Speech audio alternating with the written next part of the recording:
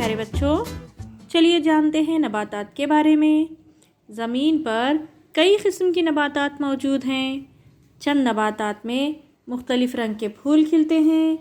کچھ نباتات پانی میں پائی جاتی ہیں تو کچھ پانی سے محروم ریگستان میں اگتی ہیں، چٹیل میدان میں آتی ہیں۔ کچھ نباتات خوردبین کے بغیر نظر نہیں آتی تو کچھ نباتات بہت بڑی ہوتی ہیں۔ کچھ نباتات برفانی علاقوں میں پائی جاتی ہیں۔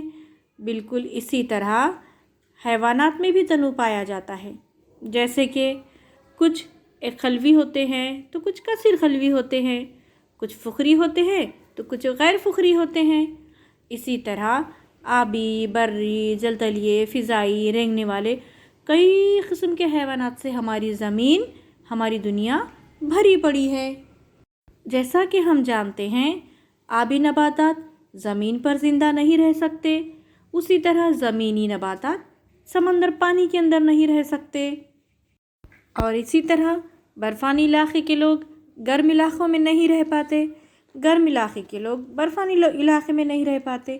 یعنی کہ ہر جاندار کو اپنے اپنے ماحول کے مطابق وہ نشو و نما پاتا ہے اور زندہ رہتا ہے۔ کہنے کا مطلب ہے کہ اللہ تعالیٰ نے جس جاندار کو جہاں پیدا کیا وہ وہاں کے ماحول سے توافق رکھتا ہے اور اسی لحاظ سے ان کی جماعت بندی ہوتی ہے۔ تو بچوں، آج ہم جانداروں کی دنیا، توافق اور جماعت بندی سبق نمبر 1 پڑھیں گے۔